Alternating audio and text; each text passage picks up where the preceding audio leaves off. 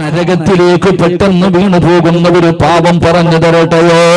അല്ലാണ്ട് നരകത്തിലേക്ക് പെട്ടെന്ന് വീണു പോകുന്ന ഒരു പാപം ഏതുപോലെയെന്നറിയുമോ?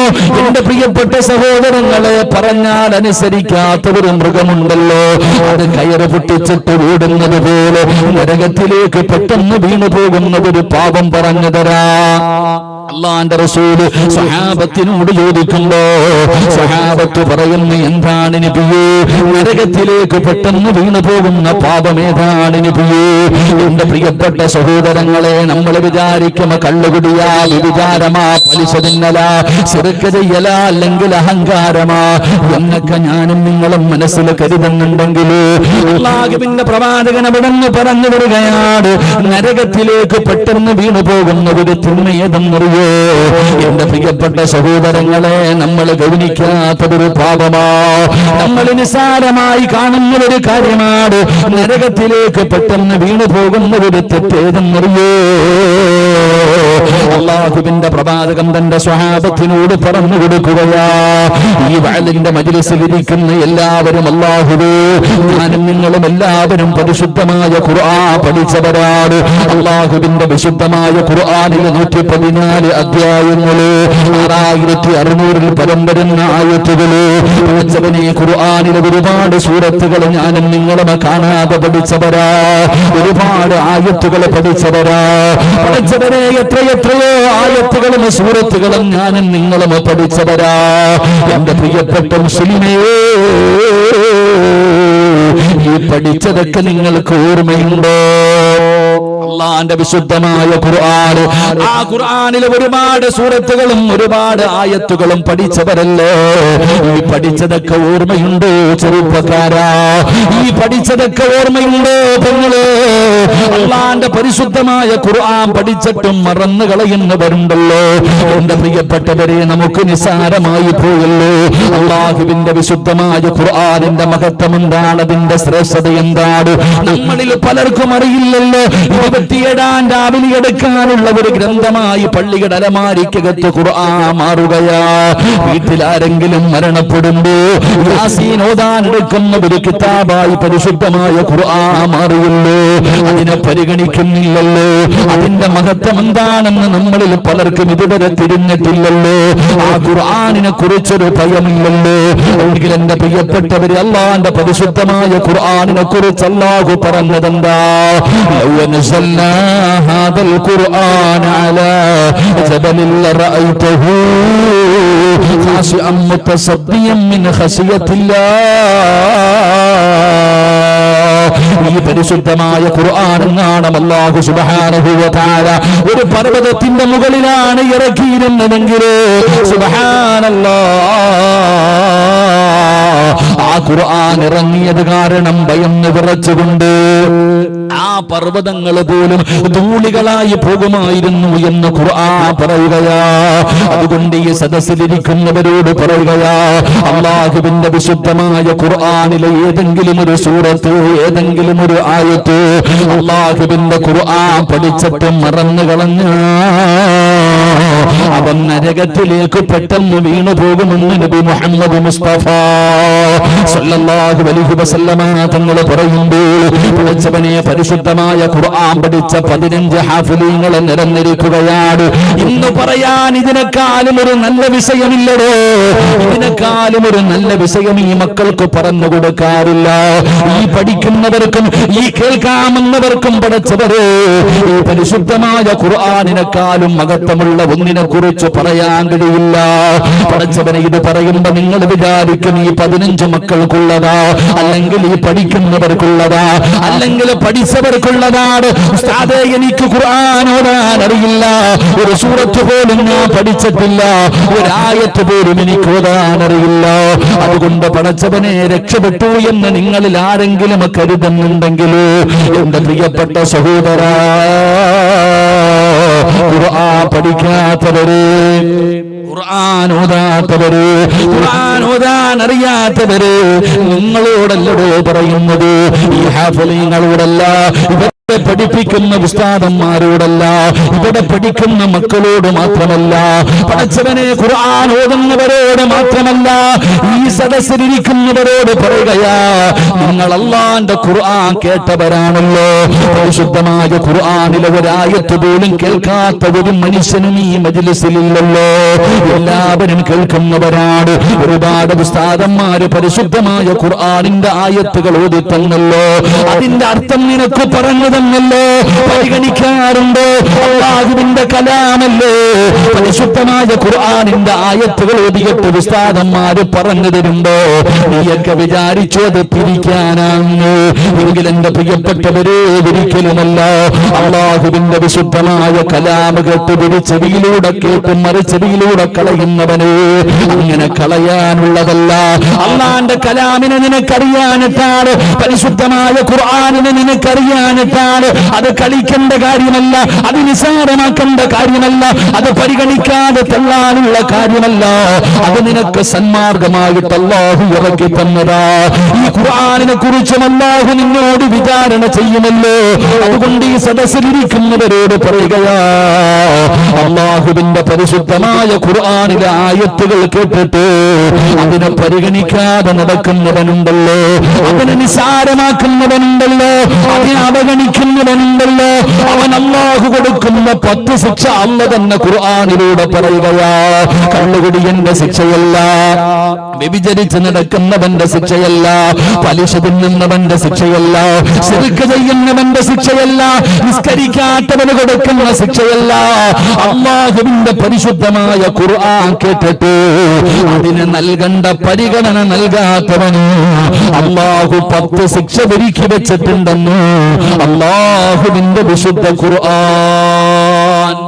അല്ലാഹുവിന്റെ വിശുദ്ധമായ ഖുർആൻ കേൾക്കാത്ത ഒരൊറ്റ മനുഷ്യനും ഈ മജ്ലിസിലില്ല.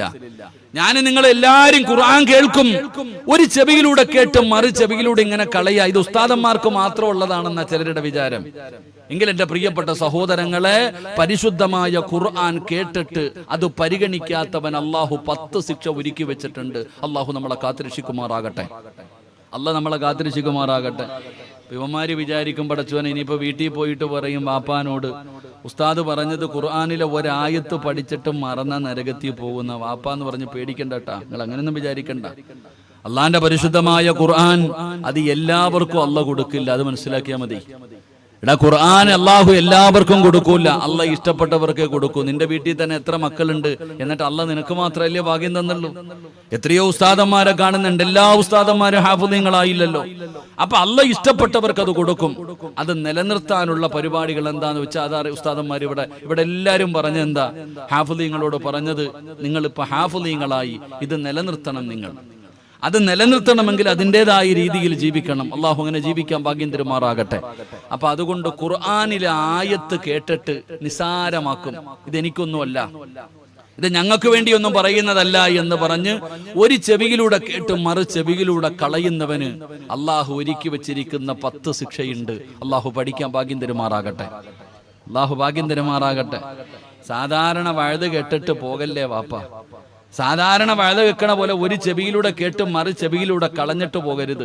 ഞാൻ ഖുർആനിന്റെ ആയത്തുകൾ നിങ്ങൾക്ക് ഓതിത്തരാം, ഇത് നല്ലതുപോലെ കേട്ടോണം, ഇത് നല്ലതുപോലെ കേൾക്കണം, എന്നിട്ട് ചിന്തിച്ച് നന്നാകണം. ഇല്ലെങ്കിൽ അല്ലാഹു തരുന്ന ശിക്ഷയാ ഞാൻ പറയുന്നത്. അള്ളാഹു നമ്മളെ കാക്കുമാറാകട്ടെ. അള്ളാഹു നമ്മളെ കാക്കുമാറാകട്ടെ. പിരിവൊന്നും ഇല്ലല്ലോ ഉസ്താദ്?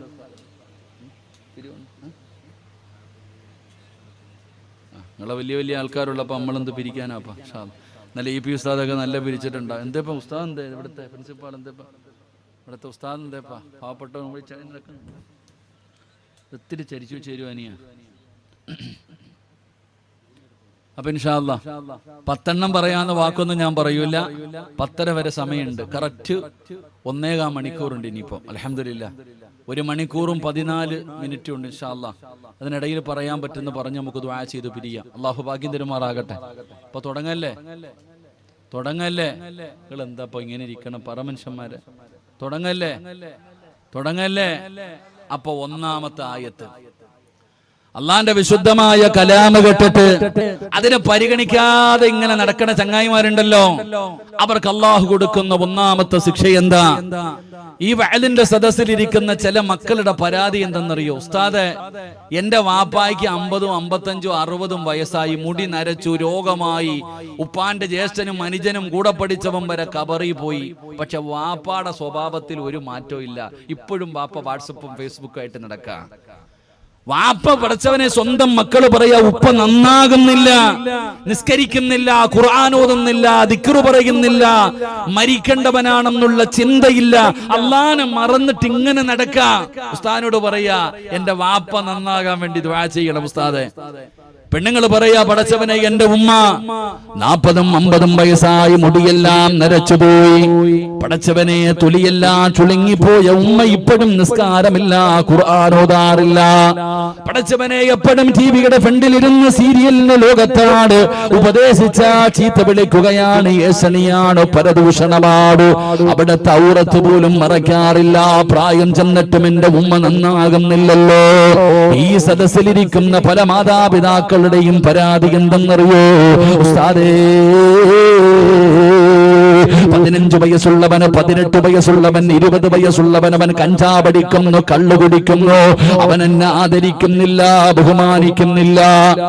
ഉസ്താദേ, എന്നെ തല്ലാൻ കൈവെക്കുകയാണ്, എന്റെ മകൻ എന്നെ ചീത്ത വിളിക്കുകയാണ്, എത്ര ഉപദേശിച്ചിട്ടും അവൻ നന്നാകുന്നില്ല. ഉസ്താദേ, എന്തു പറ്റി എന്റെ മക്കൾക്ക്? എന്റെ പ്രിയപ്പെട്ടവരെ, പ്രായമായിട്ടും നന്നാകാത്ത വാപ്പാ ഉമ്മ, ചെറിയ പ്രായക്കാർക്ക് എന്തെല്ലാം ഉപദേശം കൊടുത്തിട്ടും അവര് നന്നാകുന്നില്ലല്ലോ. അതിന്റെ കാരണം എന്തെന്നറിയോ? എന്റെ പ്രിയപ്പെട്ടവരെ, പെട്ടെന്ന് മനസ്സിലാകുന്ന ഒരു ഉദാഹരണം പറയാ. 18 വയസ്സുള്ള ഒരു പെൺകുട്ടികതാ ഇൻസ്റ്റാഗ്രാമിലൂടെ ഒരു ചെറുപ്പക്കാരനുമായി പ്രണയത്തിലാവുകയാണ്. ആ മുസ്ലിമായ ചെറുപ്പക്കാരനുമായി പ്രണയം തലയ്ക്ക് പിടിക്കുകയാണ്. അവസാനം പടച്ചവനെ വീടിന്റെ മതില് ചാടുകയാണ്. ആരുമറിയാതെ കാമുകന്റെ കൂടെ ഇറങ്ങി പോവുകയാണ്. അവസാനം പോലീസ് സ്റ്റേഷനിൽ നിന്ന് കുടുംബക്കാര് പിടിച്ച് വീട്ടിലേക്ക് കൊണ്ടുവന്നു. അല്ലാഹുവേ, ഇറങ്ങിപ്പോയ പൊന്നാരമകളെ പിടിച്ച് വീട്ടിലേക്ക് കൊണ്ടുവന്നപ്പോ കൂടെ പുറപ്പവിടുന്ന് തല്ലുകയാണ്. അതാ തന്റെ 9.5 മാസക്കാലം ഗർഭം ചുമന്ന് മരണവേദനയുടെ വേദനയെന്നത് പ്രസവിച്ച തന്റെ പൊന്നാരമകളെ തല്ലുന്നത് കണ്ടപ്പോ ഉമ്മ പറയുന്നു, എന്റെ പൊന്നുമോള് ഒരാള് പോലും തൊട്ടുപോകരുത്, എന്റെ പൊന്നുമോള് ആരും ഉപദ്രവിക്കരുത്. പടച്ചവനെ, ഉമ്മയാട് ഓടിച്ചെന്ന് പൊന്നാരമകളെ കെട്ടിപ്പിടിച്ച് കരഞ്ഞുകൊണ്ട് പറയുകയാ, വേണ്ട മോളെ, അവനുമായിട്ടുള്ള ഒരു ജീവിതം നിനക്ക് വേണ്ട, അവനെ നീ മറക്കണം മോളെ. നിന്റെ ഉമ്മയാണ് പറയുന്നത്, നിന്നെ പ്രസവിച്ച മാതാവാണ് പറയുന്നത്. പടച്ചവനെ, 18-കാരിയുടെ മുമ്പിൽ നെഞ്ചുപൊട്ടി കരഞ്ഞുകൊണ്ട് മാതാവ് പറയുന്നു, മറക്കണം, മറക്കണം, മറക്കണം. എന്റെ പ്രിയപ്പെട്ട മുസ്ലിമേ, ഉമ്മ പരാജയപ്പെട്ടു പോവുകയാണ്. ആ 18-കാരി ചലിക്കുന്നില്ല, അവളുടെ തീരുമാനത്തിൽ ഒരു മാറ്റവുമില്ല. ഉമ്മ പരാജയപ്പെടുകയാണ്. വാപ്പ വരികയാണ്, ജന്മം കൊടുത്ത പിതാവ് തന്റെ പൊന്നാര മകളുടെ മുമ്പിൽ വന്ന് കരഞ്ഞുകൊണ്ട് പറയുകയാ, ഉപ്പാന്റെ പൊന്നുമോളവനെ മറക്കണം മോളെ, അവൻ നമ്മുടെ മതം പോലുമല്ല മോളെ. വാപ്പക്കിനി നാട്ടുകാരുടെ മുമ്പിൽ തല ഉയർത്തി നടക്കാൻ കഴിയില്ല. ഇനി കുടുംബസമേതം ആത്മഹത്യ ചെയ്യലല്ലാതെ വേറൊരു വഴിയുമില്ല. എന്റെ പൊന്നുമോളവനെ മറക്കണം. ആരാ? ജന്മം കൊടുത്ത പിതാവ് 18-കാരിയുടെ കൈപിടിച്ച് കരയുകയാ. അവളുടെ തീരുമാനത്തിൽ മാറ്റമില്ല. കൂടപ്പറപ്പ് വന്നു, കുടുംബക്കാര് വന്നു, കാരണവന്മാര് വന്നു, പടച്ചവനെ കൂട്ടുകാര് വന്നു, എന്തിനാ കമ്മിറ്റിക്കാര് വന്നു. അവസാനം പള്ളിയിലെ ഖതീബിനെ കൊണ്ടുവന്നു. ഈ 18-കാരിയുടെ മുമ്പിലിരുന്ന് മരണവും ഖബറും നരകവും പരലോകവും സിറാത്തും മീസാനും നരകവുമെല്ലാം പറഞ്ഞു കൊടുത്തു. ആ 18-കാരിയുടെ തീരുമാനത്തിൽ മാറ്റമില്ല. അവസാനം പടച്ചവനെ കോടതിയിൽ ചെന്നു. ജഡ്ജി ചോദിക്കുകയാ, 18 കൊല്ലം പോറ്റു വളർത്തിയ നിന്റെ മാതാപിതാക്കളെ വേണോ, ഇന്നലെ പരിചയപ്പെട്ടവനെ വേണോ? ചങ്കുറപ്പോടെ ആ പെൺകുട്ടി പറയുന്നു, ഇന്നലെ കണ്ടവനെ മതിയെന്ന് പറഞ്ഞ് അവന്റെ കയ്യിൽ പിടിച്ചുകൊണ്ട് ഇറങ്ങിപ്പോകുമ്പോ ജന്മം കൊടുത്ത ബാപ്പയും ഉമ്മയും നെഞ്ചു പൊട്ടികെട്ട് കിടന്ന് കരയുകയാ. പടച്ചവനെ എന്ത് ചെയ്തിട്ടും അവൾ അനങ്ങുന്നില്ല. അവന്റെ കൈ പിടിച്ചുകൊണ്ട് കടന്നു പോകുമ്പോ ഉമ്മ ചോദിക്കുന്നു, അല്ലാ എന്ത് പറ്റി പടച്ചവന്? എന്റെ പൊന്നുമോൾക്ക് എന്ത് പറ്റി പടച്ചവരെ? ഇവരുടെ മനസ്സെന്തേ ഇങ്ങനെ ആയിപ്പോയത്? എന്തേ ഇവരുടെ ഹൃദയം ഇങ്ങനെ ആയിപ്പോയത്? സങ്കടപ്പെടുന്ന മാതാപിതാക്കളോട് പ്രായം ചെന്നിട്ടും വാപ്പ നന്നാകുന്നില്ല, രോഗം പിടിച്ചിട്ടും ഉമ്മ നന്നാകുന്നില്ല, എത്ര ഉപദേശം കൊടുത്തിട്ടും ഇന്നത്തെ മക്കള് നന്നാകുന്നില്ല. അതിന്റെ അടിസ്ഥാനപരമായ കാരണം എന്തെന്നറിയോ? അല്ലാഹുവിന്റെ വിശുദ്ധമായ ഖുർആൻ പറയുകയാ. അല്ലാഹുവിന്റെ ഖുർആനാണോ പറയുന്നത്? പരിശുദ്ധമായ ഖുർആനിന്റെ ആയത്തുകൾ കേട്ടിട്ട് അതിനെ പരിഗണിക്കാതെ നടക്കുന്നവരുണ്ടല്ലോ, അതിനെ നിസ്സാരമായി കാണുന്നവരുണ്ടല്ലോ, അതിനെ അവഗണിക്കുന്നവരുണ്ടല്ലോ. ആ അവഗണിക്കുന്നവർക്ക് അല്ലാഹു കൊടുക്കുന്ന ശിക്ഷ എന്താ? അങ്ങനെ പരിശുദ്ധമായ ഖുർആൻ, ആ ഖുർആനിനെ അവഗണിച്ച് നടക്കുന്നവർക്ക് അല്ലാഹു കൊടുക്കുന്ന ഒന്നാമത്തെ ശിക്ഷ എന്തെന്നറിയോ? അല്ലാഹുവിന്റെ ഖുർആൻ പറയുകയാ, വഇൻ തദൂഹും മിനൽ ഹുദാ ഫലൻ യഹ്തദൂ ഇദൻ അബദാ. അല്ലാഹുവിന്റെ വിശുദ്ധമായ ഖുർആൻ അവിടെന്ന് പറയുന്നു, വമൻ അദ്ലമു മിമ്മൻ ദുക്കിറ ബിആയാതി റബ്ബി. അല്ലാഹുവിന്റെ വിശുദ്ധമായ ഖുർആൻ അവിടെന്ന് വ്യക്തമായി പറയുകയാ, കേൾക്കുക അല്ലാഹുവിന്റെ കലാം കേട്ട് പരിഗണിക്കാതെ നടക്കുന്നവനുണ്ടല്ലോ, അവൻ അല്ലാഹു കൊടുക്കുന്ന ഒന്നാമത്തെ ശിക്ഷ വൈന തദൂഹും മിനൽ ഹുദാ ഫലൻ യഹ്തദൂ ഇദൻ അബദാ. അവൻ നന്നാകില്ല ബാപ്പാ, ഒരു കാലത്തും അവൻ നന്നാകില്ല. അവന്റെ ഹൃദയത്തിനകത്തേക്ക് ഈമാനിന്റെ വെളിച്ചം പിന്നെ ഒരിക്കലും കേറൂല. അവന്റെ ഹൃദയത്തിലേക്ക് ഹിദായത്തിന്റെ വെളിച്ചം കേറൂല. നിങ്ങളൊക്കെ തലകുത്തിക്കിടന്ന് ഉപദേശിച്ചാലും അവര് നന്നാകില്ല. കാരണം അവരുടെ ഹൃദയത്തിനകത്തേക്ക് വെളിച്ചം കേറൂല, ത്തിനകത്തേക്ക് ഈമാനിന്റെ പ്രകാശം കേറൂല. നിങ്ങളൊക്കെ എത്ര കടന്ന് പറഞ്ഞിട്ട് കാര്യമില്ല, എത്ര വാഴ് പറഞ്ഞിട്ടും കാര്യമില്ല, എത്ര ഉപദേശിച്ചിട്ടും കാര്യമില്ല. ഈ 18-കാരിയോട് മരണം പറഞ്ഞില്ലേ, മോളെ ഈമാനില്ലാതെ മരിച്ചു പോകും, നരകത്തിലാണ്, മരണമുണ്ട്, കബറുണ്ട്, പരലോകമുണ്ട്, സിറാത്തുണ്ട്, എന്തെല്ലാം പറഞ്ഞു കൊടുത്തടോ. മാതാവല്ലേ നെഞ്ചു പൊട്ടിക്കിടന്നതോ. വാപ്പയും ഉമ്മയും കിടന്ന് നിലവിളിക്കുമ്പോ ആ കണ്ണുനീര് പോലും കാണാൻ അവൾക്കും മനസ്സില്ലാതെ പോയല്ലോ. അതിന്റെ കാരണം എന്തെന്നറിയോ? അല്ലാഹു പറയുകയാ, അല്ലാഹു പറയുകയാ, നിങ്ങളൊക്കെ എത്ര പറഞ്ഞാലും അവര് കേൾക്കൂല. വഇദ് ഖാല മൂസാ ലിഖൗമിഹി യാ ഖൗമി ലിമ തുദൂനനി വഖദ് തഅലമൂന അന്നി റസൂലുള്ളാഹി ഇലൈക്കും ഫലമ്മാ സാഗൂ അസാ അല്ലാഹു ഖുലൂബഹും വല്ലാഹു ലാ യഹ്ദിൽ ഖൗമൽ ഫാസിഖീൻ. അല്ലാഹുവിന്റെ വിശുദ്ധമായ ഖുർആൻ പറയുകയാ, അവരുടെ ചെവി അല്ലാഹു അടച്ചു വെച്ചിരിക്കുകയാണ്, അവരുടെ ചെവി അല്ലാഹു അടച്ചു വെച്ചിരിക്കുകയാണ്, അവരുടെ ഹൃദയം അല്ലാഹു സീല് വെച്ചിരിക്കുകയാണ്. അവരുടെ ചെവിയും അവരുടെ ഹൃദയവും അല്ലാഹു അടച്ചു വെച്ചിട്ട് സീല് വെച്ചിരിക്കുകയാ. അല്ലാഹു വെച്ചിരിക്കുന്ന സീല് പൊട്ടിക്കാൻ ആരെ കൊണ്ടോ പറ്റുക? അല്ലാഹുവിന്റെ പരിശുദ്ധമായ ഖുർആൻ കേട്ടിട്ട് അതിനെ പരിഗണിക്കാത്തവൻ അല്ലാഹു കൊടുക്കുന്ന ഒന്നാമത്തെ ശിക്ഷ വഇൻ തദൂഹും ഇലൽ ഹുദാ ഫലൻ യഹ്തദൂ ഇദൻ അബദാ. അല്ലാഹുവിന്റെ ഖുർആൻ പറയാ, പിന്നെ എത്ര പറഞ്ഞിട്ട് കാര്യമില്ല. കാരണം അവരുടെ ചെവിയും അവരുടെ ഹൃദയവും അല്ലാഹു അടച്ച് സീല് വെച്ചു കഴിഞ്ഞു. അവരുടെ ചെവിയും അവരുടെ ഹൃദയവും അല്ലാഹു സീല് വെച്ച് കഴിഞ്ഞു. പിന്നെ എങ്ങനെ കേൾക്കാനാ? നരകവും കബറും പറഞ്ഞ കേൾക്കണ്ടേ? കേട്ടാലല്ലേ നന്നാകാൻ പറ്റുക? എത്ര ഉപദേശിച്ചിട്ടും കാര്യമില്ല. കാരണം അല്ലാഹുവിന്റെ പരിശുദ്ധമായ കലാമിനെ അവർ നിസ്സാരമാക്കിയവരാണ്. അല്ലാഹു നമ്മളെ കാത്തിരക്ഷിക്കുമാറാകട്ടെ. എന്റെ പ്രിയപ്പെട്ട സഹോദരങ്ങൾ, അല്ല എഴുതി അങ്ങ് തെള്ളും. ഇപ്പൊ ഉദാഹരണം പറഞ്ഞാൽ, പരിശുദ്ധമായ റമളാൻ മാസം വരുമ്പോ എല്ലാ റമളാനിന്റെയും ഒന്നാമത്തെ രാവിൽ തന്നെ സർവ്വ ശൈത്താന്മാരെയും മലക്കുകൾ പിടിച്ച് ചങ്ങലയ്ക്ക് ഇടുമെന്ന് ആദരവായ പ്രവാചകൻ നബി മുഹമ്മദ് മുസ്തഫ. ആദരവായ പ്രവാചകൻ നബി മുഹമ്മദ് മുസ്തഫ എല്ലാ ശൈത്താന്മാരെയും പിടിച്ച് ചങ്ങലക്കിടൂലേ? ഇടുവോ ഇല്ലേ? ഉള്ളത് പറ. എല്ലാ ശൈത്താന്മാരെയും പിടിച്ച് ചങ്ങലക്കിടുവോ? പറ കാക്കാമാരെ, ഇടുവോ? എന്നിട്ടും വീടിയും വലിച്ച് നോമ്പും പിടിക്കാതെ അടക്കണ ചങ്ങായിമാരില്ലേ? എത്രയോ പേര് റമളാൻ മാസത്തിൽ പോലും നിസ്കരിക്കാതെ വീടിയും വലിച്ചടക്കണവരില്ലേ? നിസ്കരിക്കാത്തവരില്ലേ? അപ്പൊ അത് നമ്മൾ മനസ്സിലാക്കേണ്ടത്. ചിലരങ്ങനെ അള്ളാഹു എഴുതി തള്ളിക്കളയും. പരസ്യമായി പള്ളിയിൽ ജുമാ നടക്കുമ്പോ, പള്ളിക്കകത്ത് നിസ്കാരം നടക്കുമ്പോ പള്ളിക്കകത്ത് കയറാൻ നടക്കുന്നില്ലേ? എന്റെ പ്രിയപ്പെട്ട സഹോദരങ്ങളെ, അള്ളാഹു എഴുതി തള്ളിക്കളയും. പിന്നെ അവനെ നന്നാക്കാൻ ആരെ കൊണ്ടാ പറ്റാ? അവനെ നന്നാക്കാൻ പിന്നെ ആരെ കൊണ്ടാ പറ്റാ? ഒരാൾക്ക് നന്നാകണമെങ്കിൽ അവന് തോന്നണം നന്നാകണമെന്ന്, അല്ലാതെ ആരെയും അള്ളാഹു നന്നാക്കില്ല. എനിക്ക് നന്നാകണമെന്ന് എനിക്ക് തോന്നണം. ഓരോ മനുഷ്യന് നന്നാകണമെന്ന് അവന് തോന്നണം. 99 പേരെ കൊന്ന ഒരു മനുഷ്യന്റെ ചരിത്രമുണ്ട്.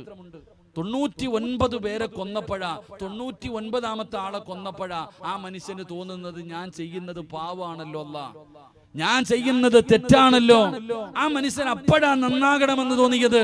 അപ്പോഴാണ് ഒരു മനുഷ്യനെ കണ്ടു, അദ്ദേഹത്തോട് ചോദിച്ചു, ഹബീബേ, ഞാൻ 99 പേരെ കൊന്നിട്ടുണ്ട്, അല്ല എനിക്ക് പുറത്തു തരുവോ?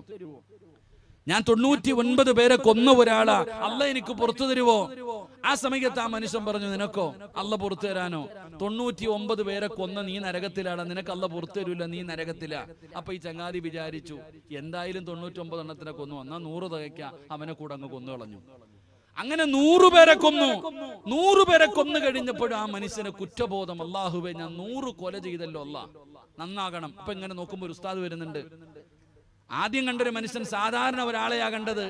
രണ്ടാമത് വരുന്നത് ഉസ്താദാണ്, ഇൽമു പഠിച്ച ആളാണ്, അറിവുള്ള ആളാ. അദ്ദേഹത്തോട് ചോദിച്ചു, ഹബീബേ ഉസ്താദേ, ഞാൻ 99 100 പേരെ ഞാൻ കൊന്നിട്ടുണ്ട്, അല്ല എനിക്ക് പുറത്തു തരുവോ? ഉസ്താദ് പറഞ്ഞ മറുപടി എന്തെന്നറിയോ? ഈ ചരിത്രത്തിൽ നിന്ന് നമ്മൾ പഠിക്കേണ്ട ഏറ്റവും വലിയ ഒരു ഗുണപാഠം, എപ്പോഴും മസാല ചോദിക്കുമ്പോ ഉസ്താദിനോട് തന്നെ ചോദിക്കണം, കമ്മിറ്റിക്കാരോട് ചോദിച്ചിട്ട് കാര്യമില്ലാന്ന്. എപ്പോഴും നമ്മൾ ദീനിന്റെ കാര്യങ്ങൾ അറിവുള്ളവരോട് തന്നെ ചോദിക്കണം, അറിവില്ലാത്തവരോട് ചോദിക്കരുത്, താടിക്കും തഴമ്പും നോക്കിയിട്ട് ചോദിക്കരുത്. കാരണം ആദ്യം വന്ന മനുഷ്യനോട് ചോദിച്ചു, ഞാൻ 99 പേരെ കൊന്നിട്ടുണ്ട്, അല്ല പുറത്തു തരുമോ? ആ ചങ്ങാതിയുടെ അറിവ് വെച്ച് പറഞ്ഞു, നിനക്ക് അല്ല പുറത്തു തരൂല്ല എന്ന്. അതുകൊണ്ട് ഓൻ പോയി. എന്നാ 100ാമത് കണ്ട ഉസ്താദ് പറഞ്ഞു കൊടുത്തു, അല്ല നിനക്ക് പുറത്തു തരും, അല്ലാഹു ഗഫൂറ, അല്ലാഹു റഹീമ, നിനക്ക് അല്ല പുറത്തു തരും.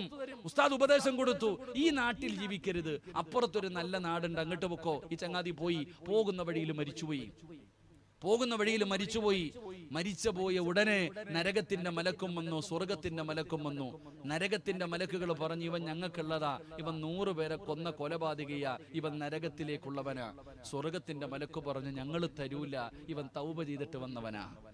അങ്ങനെ നരകത്തിന്റെ മലക്കും സ്വർഗത്തിന്റെ മലക്കും 100 കൊല ചെയ്ത മനുഷ്യന് വേണ്ടി തമ്മിൽ അങ്ങോട്ടും ഇങ്ങോട്ട് തർക്കമായി മധ്യസ്ഥനായിട്ട് വേളവരെ അള്ളാഹു പറഞ്ഞു വിട്ടു. നിങ്ങൾ നോക്കിക്കേ, 100 കൊല ചെയ്ത ഒരു മനുഷ്യന് വേണ്ടി സ്വർഗത്തിന്റെ മലക്കും നരകത്തിന്റെ മലക്കും തർക്കിക്കുകയാണ്. നമ്മൾ മരിച്ച നമ്മുടെ വീട്ടിലും തർക്കം നടക്കും. സ്വർഗത്തിലേക്കോ നരകത്തിലേക്കോ വിടാനല്ല, നമ്മൾ ഉണ്ടാക്കി വെച്ചിരിക്കുന്ന സ്വത്തിനു വേണ്ടി. അള്ളാഹു നമ്മളെ കാക്കുമാറാകട്ടെ. പാപ്പ മരിച്ചു കഴിഞ്ഞാൽ, ഉമ്മ മരിച്ചു കഴിഞ്ഞാൽ, ഞാൻ ചുമ്മാതെ പറഞ്ഞാൽ, ഈ അടുത്തൊരു വീട്ടിൽ നടന്നത്, ഉമ്മ മരണപ്പെട്ടപ്പോ 3 പെൺകുട്ടികളുണ്ട്. ഏറ്റവും ഇളയ പെൺകുട്ടി പറയാ, ഉമ്മ ജീവിച്ചിരിക്കുന്നപ്പോഴേ പറഞ്ഞിട്ടുണ്ട്, ഈ 3 പവന്റെ മാല എനിക്കുള്ളതാണ്. ഉമ്മയുടെ മയ്യത്തിരിക്കുമ്പോ വീടിനകത്ത് വഴക്ക. എന്റെ പ്രിയപ്പെട്ടവർ, അതുകൊണ്ടാണ് ഞാൻ പറഞ്ഞത്. അപ്പൊ ഞാൻ പറഞ്ഞു വന്നത്, നന്നാകണമെന്ന് ഒരാൾക്ക് തോന്നണം. ഒരാൾക്ക് നന്നാകണമെന്ന് തോന്നിയാൽ മാത്രമേ അള്ളാഹു അവനെ നന്നാക്കുകയുള്ളൂ. അതുകൊണ്ട് എന്റെ പ്രിയപ്പെട്ട ബാപ്പാ, അള്ളാഹുവിന്റെ പരിശുദ്ധമായ ഖുർആനിന്റെ ആയത്തുകൾ കേൾക്കുമ്പോ, ഓതാൻ അറിയില്ലെങ്കിലും പഠിച്ചിട്ടില്ലെങ്കിലും ബാപ്പാ, ഇത് അള്ളാഹുവിന്റെ കലാമാ. ആ ഖുർആനിനെ ആദരിക്കണേ, ആ ഖുർആനിനെ ബഹുമാനിക്കണേ. ആ ഖുർആനിലൂടെ അള്ളാഹു പറയുന്ന കാര്യങ്ങൾ നിന്റെ ജീവിതത്തിൽ കൊണ്ടുവരാൻ നീ തയ്യാറാകണോ? ഇല്ലെങ്കിൽ അള്ളാഹു നിന്നെ എഴുതി തള്ളുകയാണ്. പടച്ചവനെ, നിന്റെ ദുനിയാവും നിന്റെ ആഖിറവും നഷ്ടപ്പെട്ടു പോവുകയാണ്. പിന്നെ നിന്നെ നന്നാക്കാൻ, നിന്നെ രക്ഷപ്പെടുത്താൻ ഒരാളെ കൊണ്ടും കഴിയില്ല എന്ന് പരിശുദ്ധമായ ഖുർആൻ ഇവിടെന്ന് പറയുമ്പോ, രണ്ടാമത്തെ ശിക്ഷ എന്തെന്നറിയോ? വിശദീകരിക്കുന്നില്ല. അള്ളാഹു പറയുകയാ, വമൻ അളിമു മിമ്മൻ ദുക്കിറ ബിആയാതി റബ്ബി സുമ്മ അഅറദ അൻഹാ. രണ്ടാമത്തെ ശിക്ഷ എന്തെന്നറിയോ? അല്ലാഹുവിന്റെ പരിശുദ്ധമായ ഖുർആനിന്റെ ആയത്തുകൾ ഓതിയിട്ടു ഉസ്താദന്മാര് പറയും, മക്കളെ നിസ്കരിക്കണേ, അല്ലാഹനെ മറന്ന് നടക്കരുത്, ധിക്കാരികളെ പോലെ നടക്കരുത്, നിങ്ങൾ കള്ള് കുടിക്കരുത്, വ്യഭിചരിക്കരുത്, നിങ്ങൾ അല്ലാഹുവിനെ ഭയന്നുകൊണ്ട് ജീവിക്കണം. എന്റെ ചെറുപ്പക്കാരോട് ഉസ്താദന്മാര് ഖുർആനിന്റെ ആയത്തുകൾ ഓതിയിട്ട് പറയുമല്ലോ, പെങ്ങളെ ഉസ്താദന്മാര് പെൺകുട്ടികളോട് പറയുന്ന, നിങ്ങൾ തലമറക്കണേ, നിങ്ങൾ ഔറത്ത് മറക്കണോ, പെങ്ങളെ നിങ്ങൾ അല്ലാഹുവിനെ മറന്ന് ജീവിക്കരുത്. നരകത്തിലധികമോ പെണ്ണുങ്ങളാ, നരകത്തിന്റെ തീപടന കഠിനമാടു. നിന്റെ വീട്ടിൽ കാണുന്ന തീയുണ്ടല്ലോ, അത് നരകത്തിലെ തീയുടെ 70% മാത്രമേ ഉള്ളൂ എന്ന് പറഞ്ഞുകൊണ്ട് ഇന്നത്തെ യുവതലമുറയോട് ഉസ്താദന്മാര് പ്രസംഗം നടത്തുമ്പോ ചെറുപ്പക്കാര് ചോദിക്കുന്ന, ഉസ്താദ് ഇതൊക്കെ പ്രായമുള്ളവരോട് ചെന്ന് പറ, ഇതൊക്കെ പ്രായമുള്ളവരോട് ചെന്നിട്ട് നരകത്തെ കുറിച്ചൊക്കെ പറഞ്ഞു കൊടുക്കൂ. ഞങ്ങളോടൊന്നും പറഞ്ഞിട്ട് കാര്യമില്ല, ഞങ്ങളൊക്കെ വിദ്യാഭ്യാസമുള്ളവരാ, സ്വപ്നലോകത്ത് ജീവിക്കാനുള്ളവരല്ല. പടച്ചവനെ പരിഹസിക്കുകയാണ്, കളിയാക്കുകയാണ്. ചെറുപ്പക്കാരികളായ പെൺകുട്ടികളോട് പറയുന്ന, നരകത്തിലതും അധികവും പെണ്ണുങ്ങളാണ്. ആ സമയത്ത് പെൺകുട്ടികൾ പറയുന്നത്, ഉസ്താദേ എല്ലാവരും സ്വർഗത്തിൽ പോയാ നരകത്തിലും പോകാൻ ആള് വേണമല്ലോ, ഞങ്ങളെ നരകത്തിൽ പൊക്കള. എവിടെയാ ഉസ്താദേ നരകം ഇരിക്കുന്നത്? നിങ്ങൾ പറയുന്ന ഈ കാണുന്ന വലിയ നരകമുണ്ടല്ലോ, ഈ നരകം ഇരിക്കുന്നത് എവിടെയാ? ആകാശത്തിലാണോ, ഭൂമിയുടെ അടിയിലാണോ, അതോ കടലിനടിയിലാണോ, എവിടെയാണെന്ന് ചോദിച്ചു പരിഹസിക്കുകയാ. എന്റെ പ്രിയപ്പെട്ട മുസ്ലിമേ, ഞങ്ങളൊക്കെ നരകത്തെ കുറിച്ച് പറഞ്ഞു തരുമ്പോ വിശ്വസിക്കാൻ മനസ്സില്ലാത്തവര് അത് എവിടെയാണെന്ന് ചോദിച്ച് കളിയാക്കുന്ന യുവത്വമേ, ഞങ്ങൾ പറഞ്ഞിട്ട് വിശ്വാസം വരുന്നില്ലെങ്കിലോ നിന്റെ കണ്ണുകൊണ്ട് കണ്ടാ വിശ്വസിക്കുമല്ലോ. എന്റെ ചെറുപ്പക്കാരോട് പറയുകയാ, മക്കളെ സ്വന്തം കണ്ണുകൊണ്ട് കണ്ടാ വിശ്വസിക്കുമല്ലോ, എങ്കിലും നിങ്ങളുടെ കണ്ണുകൊണ്ട് കാണുമടോ. അല്ലാഹുവിന്റെ ഭയാനകമായ നരകമുണ്ടല്ലോ, ആ നരകത്തെ അല്ലാഹു നിന്റെ കണ്ണിന്റെ മുമ്പിലേക്ക് കൊണ്ടുവരുന്ന ഒരു സമയമുണ്ടല്ലോ. എപ്പോഴാണ് കൊണ്ടുവരുന്നതെന്നറിയോ? ഇസ്രാഫീൽ എന്ന് പറയുന്ന മലക്ക്, സൂർ എന്ന് പറയുന്ന കാഹളത്തിൽ രണ്ടാമതും മുതുമ്പോ പള്ളിപ്പറമ്പിലെ ഖബറിനകത്ത് നിന്ന് എഴുന്നേറ്റിട്ടു നാളെ പടച്ചറപ്പിന്റെ പരലോകത്തേക്ക് കടന്നു വരുന്ന ഒരു രംഗമുണ്ടല്ലോ. പട്ടിയുടെയും പന്നിയുടെയും കഴുതയുടെയും പേപ്പട്ടിയുടെയും നടന്നു വരുന്നവർ, ഇടഞ്ഞു വരുന്നവർ, മുഖത്ത് മാംസമില്ലാത്തവർ, കുഷ്ഠരോഗികളെ പോലെ വരുന്നവർ, മുഖമലയോളം വലിപ്പമുള്ള വയറ് വലിച്ചുകൊണ്ട് വരുന്നവർ, മുഖത്ത് മാംസമില്ലാത്തവർ, ഇതുപോലെ നാളെ ഖബറിനകത്ത് നിന്ന് എഴുന്നേറ്റിട്ട് ഉടുതുണിയില്ലാതെ ആണുങ്ങളും പെണ്ണുങ്ങളുമല്ല പേടിച്ചു വിറച്ചുകൊണ്ട് നാളെ പടച്ചറപ്പിന്റെ കോടതിയിലേക്ക് കടന്നു വരുന്ന ഒരു ദിവസമുണ്ടല്ലോ. ചെറുപ്പക്കാരാ, 9:30 ആയല്ലോ, ശരീരത്തുകൂടെ വിയർപ്പ് തുള്ളി ഒഴുകുകയാണ്, വല്ലാതെ പ്രയാസപ്പെടുന്നുണ്ടല്ലോ. ശരീരം വിയർക്കുമ്പോ സൂര്യൻ അസ്തമിച്ചിട്ട് പോലും ചൂട് താങ്ങാൻ പറ്റുന്നില്ല. 15 ലക്ഷം കിലോമീറ്റർ മുകളിൽ നിന്നിരുന്ന സൂര്യന് അത് അസ്തമിച്ചിട്ടും ചൂട് താങ്ങാൻ പറ്റുന്നില്ല. ശരീരത്തിലൂടെ വിയർപ്പ് തുള്ളികൾ ഒഴുകുമ്പോ പ്രയാസപ്പെടുന്ന മുസ്ലിമേ, നാളെ ഒരു ജാണ് മുകളില് ചെമ്പിന്റെ തറയില് ഉടുതുണിയില്ലാതെ അള്ളാടെ കോടതിയിലെ ജനങ്ങളെ നിൽക്കുമ്പോ ഒരു ജാണ് മുകളില് 15 ലക്ഷം കിലോമീറ്റർ മുകളിലല്ല ഈ സൂര്യനെ അള്ളാഹു താഴേക്ക് കൊണ്ടുവരികയാ. ഒരു ജാണ് മുകളിലേക്ക് റബ്ബ് സൂര്യനെ ഇറക്കുന്ന ഒരു ദിവസമുണ്ടല്ലോ. സുബ്ഹാനല്ലാഹ്, ചൂടൊക്കെ അന്നാണ് ചെറുപ്പക്കാരാ. ചൂടുള്ള നാളുണ്ട്, കിയാമം നാളാ. ചുരുക്കി പറഞ്ഞാൽ എന്തു ഹാലാ ചൂള. വൻദോഷ വണ്ടിയോ മായി വരുന്നേ കാള. ക്ഷീണത്തിനാലൊലിക്കുന്നതാണേ ഈള. സുഹൃത്തുക്കളെ തിളയ്ക്കുന്നതാണേ മൂള. അമലൊന്നുമില്ല ദങ്ങു ചെന്ന കോള. ഉണ്ടാക്കുന്നത് എങ്ങനെയാണെന്ന് കണ്ടിട്ടുണ്ടോ? ആ ചെളിമണ്ണിനകത്ത് നിന്നുണ്ടാക്കുന്ന ഇസിക എങ്ങനെയാണ് ചുമന്ന നിറമാകുന്നതെന്ന് നിനക്കറിയോ? മോനെ, പച്ചവിറകിട്ട് കത്തിക്കുന്ന ചൂള കണ്ടിട്ടുണ്ടോ? അതിന്റെ അടുക്കൽ പോയിട്ടുണ്ടോ? അതൊന്നുമല്ല ചെറുപ്പക്കാരാ, അതൊക്കെ നിസാരമാണോ? അല്ലാഹുവിന്റെ റസൂൽ ചോദിക്കുകയാ, എന്റെ പ്രിയപ്പെട്ടവരോട് ചോദിക്കുകയാണ്. അതാ ചുമട് വലിച്ചു കൊണ്ടുപോകുന്ന കാളയെ കണ്ടിട്ടുണ്ടല്ലോ? ആ കാള വണ്ടി വലിച്ചു കൊണ്ടുപോകുന്ന കാളയുടെ വായിൽ നിന്ന് പതയും നൊരയും ഇങ്ങനെ ഒഴുകുന്നത് കാണുന്നല്ലോ.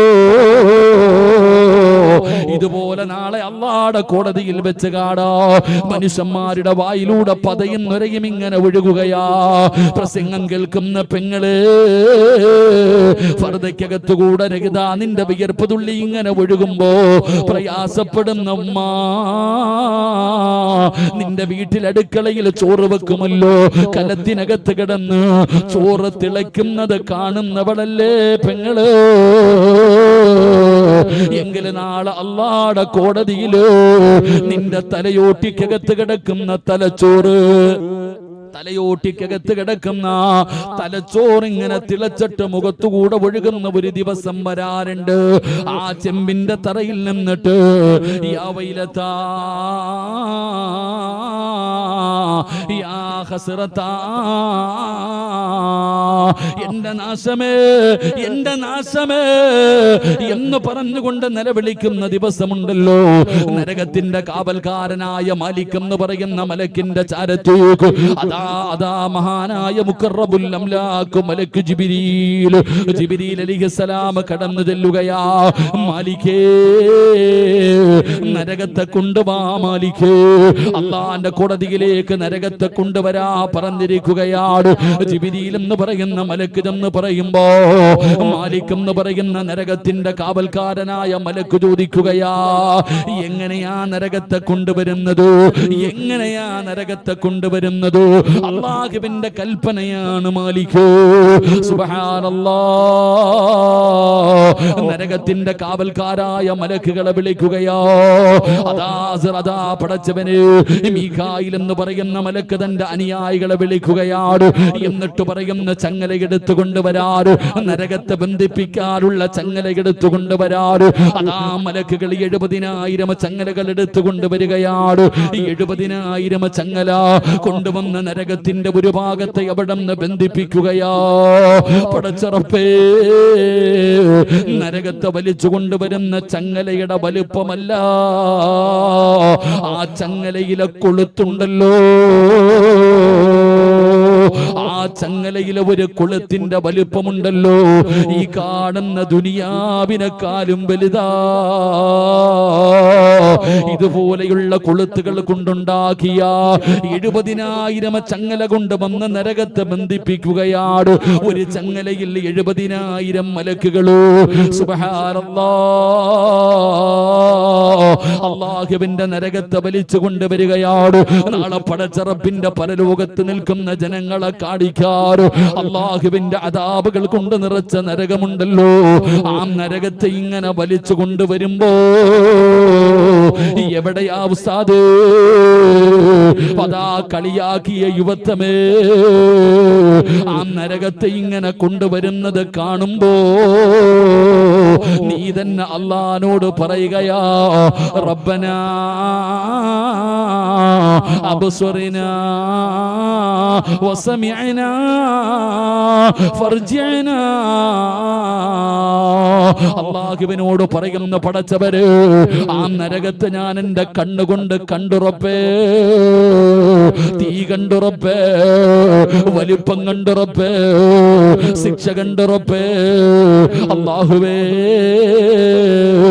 എന്റെ ചെവി കൊണ്ട് ഞാൻ അതിന്റെ അട്ടഹാസം കേൾക്കുന്നു. അല്ലാ, എന്റെ കണ്ണുകൊണ്ട് ഞാൻ കണ്ടു പടച്ചവര്, എനിക്ക് വിശ്വാസമായി പടച്ചവര്, എനിക്ക് വിശ്വാസമായി പടച്ചവര്.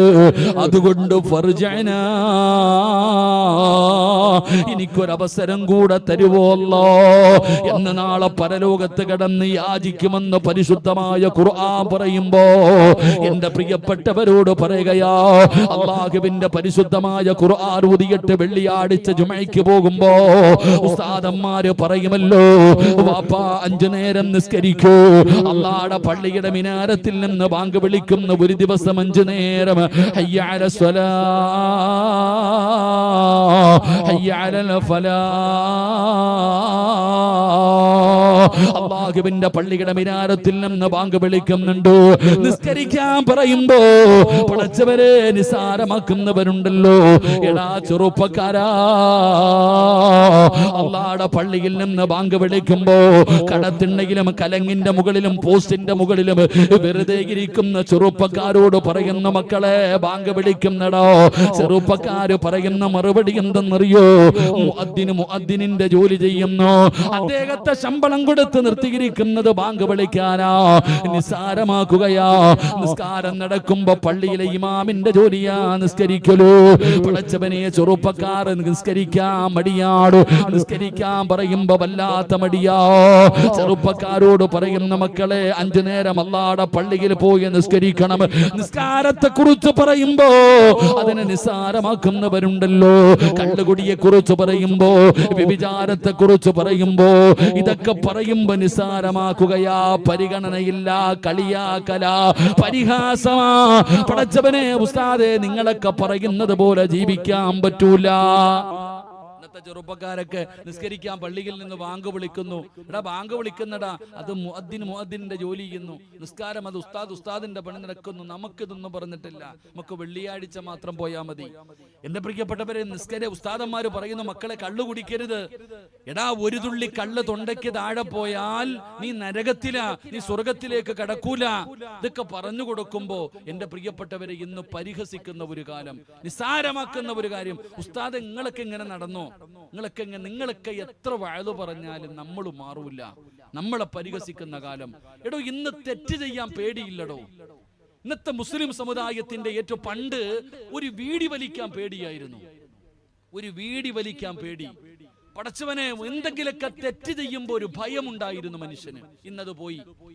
ഇന്ന് മനുഷ്യന് ഭയമില്ല, അല്ല കാണുന്നുള്ളൊരു ബോധമില്ല. കള്ളു കുടിച്ചാലും കഞ്ചാവടിച്ചാലും ഇന്നത്തെ ഉമ്മത്തിന് പേടിയില്ലടോ. നന്മയും ചെയ്യും തിന്മയും ചെയ്യും ഒരുപോലെ, പേടിയില്ല. അല്ലാഹു ഉമ്മത്തിനെ കാത്തുരക്ഷിക്കുമാറാകട്ടെ.